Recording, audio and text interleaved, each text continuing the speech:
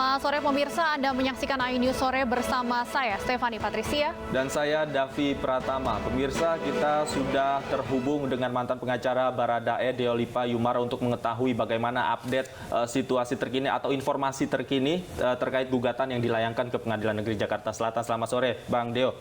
Selamat sore, salam merah putih. Salam merah putih. Bang Deo, tadi Anda katakan bahwa yang digugat ini sebenarnya ada 3 pihak. Pertama, Richard Eliezer, kemudian pengacaranya Roni Talapesi, dan yang terakhir adalah Kapolri ataupun yang Anda tujukan sebenarnya ke Kabar Reskrim. Nah, sebenarnya saya penasaran alasan mengapa Anda menunjukkan gugatan Anda kepada 3 orang ini. Pertama, gugatan kepada biar keluarga di Manado tahu ya, keluarga di Sangir, di Manado, di Bitung, di Minahasa tahu bahwasanya gugatan saya itu terhadap Barada Eliezer, Richard Eliezer itu hanya untuk memenuhi aspek formal dalam beracara secara hukum perdata, aspek formal saja. Baik, jadi khusus untuk Baradae ini hanya untuk memenuhi syarat administrasi formal saja sebenarnya. Administrasi formal, betul.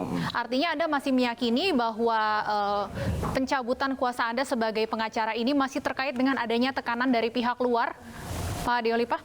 Iya dong, tanya aja sama orang Minahasa. Hei, orang anak itu si Richard bagaimana? Oh, bukan dia pelaku. Itu pasti Kabar Reskrim yang suruh-suruh itu.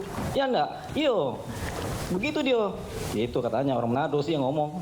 Oke, Bang Deo, tadi Komnas HAM juga sudah memberikan keterangan pers terkait kunjungannya atau memeriksa langsung TKP. Ada indikasi obstruction of justice. Nah, yang dari awal indikasinya semakin kuat. Penilaian Anda seperti apa?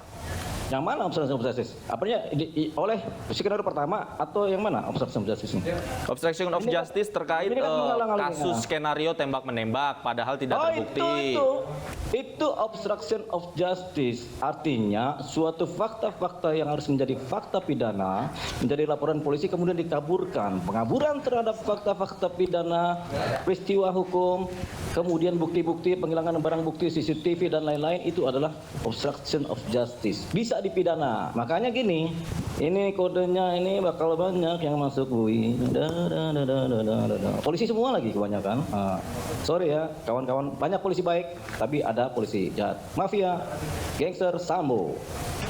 Dari pengakuan Baradae selama Anda menjadi pengacaranya, siapa saja sebenarnya yang terlibat obstruction of justice ini, Bang Deo? Yang mana dia tahu? Pangkat cuman Barada, mau suruh cari tahu macam-macam.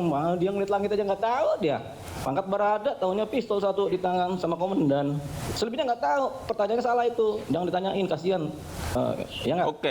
Kalau untuk tadi Anda katakan kira-kira akan banyak polisi nanti yang akan terkena pidana. Apakah semua polisi juga yang terlibat dalam pelanggaran kode etik atau ada lagi yang di luar itu? Ya ada, banyak. Tapi ada juga polisi yang seperti Eliezer Richard atas perintah karena kebodohannya.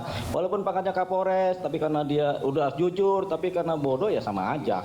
Ya korban sebenarnya. Jadi di tingkat pertama, peristiwa pidana pertama yaitu pembunuhan, orang yang kena batunya atau kena salahnya dia melakukan dan dibersalah adalah Richard Eliezer. Dia adalah dimanfaatkan. Di peristiwa pidana kedua mengenai skenario yang obstruction of justice itu banyak polisi yang kena tipu oleh bos-bos Sambo ini, ya kan? Karena pangkat perintah komando, komandan dijalanin aja. Mereka nggak ngerti. Kadang gini loh ya. Di Polda Metro Jaya itu perkara banyak banget pidana. Di Polres Selatan juga banyak. Polisi itu kerja 24 jam nggak tidur kadang-kadang. Piket bingung-bingung. Terus tiba-tiba siap dan berangkat tanpa mikir. Itu persoalannya. Persoalan adalah persoalan SDM. Capek. Makanya polisi penyidik pun nggak boleh lagi kerja 24 jam lah. 6 jam cukup. 6 jam gitu. Ganti orang. Biar aman. Badan fit, sehat kayak kita gini kan. Pengacara. Di rumah setiap hari di rumah aja nggak kemana-mana. Orang kaya. Nggak ada yang bohong. Bang Deolipa, selain Komnas HAM memeriksa rumah di Jakarta, hari ini rencananya tim sus juga akan memeriksa rumah Sambo di Magelang. Baradae pernah bercerita soal apa sebenarnya yang terjadi atau pernah terjadi di rumah Verdi Sambo di Magelang? Verdi Sambo di Magelang ya? Ini saya ada hasil wawancara sama dia waktu tanggal 6-7 nih. Apa tuh Bang? Isinya boleh dibacakan Bang? Ntar dulu. Ini gini. Mobil Edo Alphard putih. Oh ini udah di Jakarta nih, ntar dulu aku cari dulu. Sepulang dari Magelang 4.30 sore di lantai 2 rumah Saguling. Oh ini Jakarta semua, tanggal 8 Juli nih isinya. Tapi ada kode nih. Yang 1M 5 juta ini pidana nih. Ya. Konstruksi pidana nih terhadap Putri. 1M terhadap si Eliezer. Ricky dijanjikan 500 juta, ya kan? Kuat dijanjikan 5 juta. Ini tanda tangan asli saya pada saat saya menginterview si Barat Eliezer. 5 juta 1M, tapi dalam bentuk dolar, tapi janjinya Putri sih sama Putri Malu kan kadang kalau janji kan malu-malu. Maksudnya apa tuh Bang Deo? Siapa yang dijanjikan uang dan siapa yang menjanjikan? Ya, jadi gini, setelah terjadi peristiwa penembakan, kemudian ada skenario pertama, ini kan Brigadir Sambo nih, saya ganti dulu lah pangkatnya jadi Brigadir Anumerta. Enggak enggak usah deh. Penjahat Sambo ini, ketika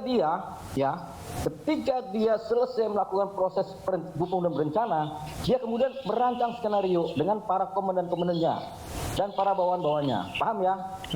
Sambo dengan para komandannya dan para bawahannya. Mengingat Sambo adalah 303 cerita tentang dunia. Ya? Oke. Jadi rancangan itu kemudian menjadi rancangan manusia.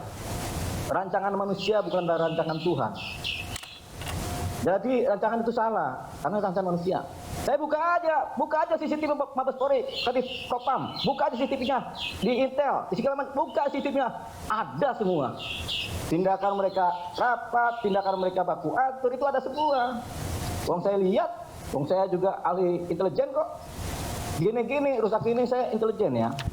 Bukan BIN ya, bukan Badan Intelijen Nasional, tapi CIN. CIN itu Komando Intelijen Negara. Cinta. Bang Deo, artinya Anda sempat melihat rekaman CCTV tentang fakta yang sebenarnya itu terjadi, betul? Lihat dong, lihat, cuman kan dipegang mereka. Lah kita orang dalam, bukan orang luar. Pak Burhanuddin baru datang karena dia saudaranya Pak Andirian, ya kan? Dari Makassar. Pak Burhanuddin loh ya, kawan saya nih. Ya kan, tapi kalau saya kan orang lama. Terbuka.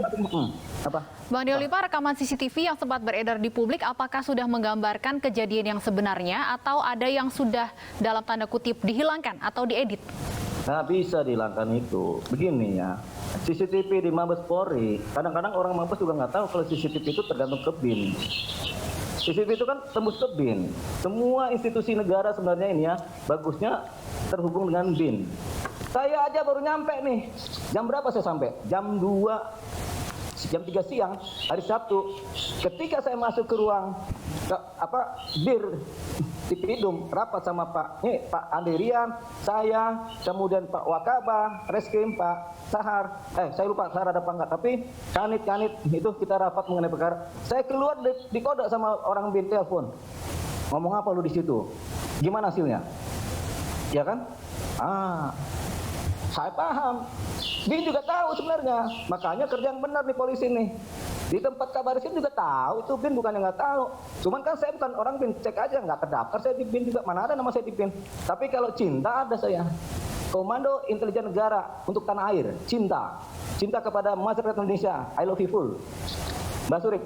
Oke, Bang Deo, beredar juga di publik rekaman CCTV perjalanan Irjen Sambo dan rombongan dari Magelang ke Jakarta. Nah, dalam rekaman yang beredar tersebut kelihatan hubungan antara Brigadir J, kemudian Irjen Verdi Sambo dan keluarga masih baik-baik saja. Kemudian jika kita telusuri CCTV yang beredar yang ada di Kalibata, nah ini baru mulai ada indikasi-indikasi yang janggal begitu. Menurut Anda masuk akal jika memang seseorang ingin membunuh dari perjalanan antara Magelang dan Jakarta masih baik-baik saja?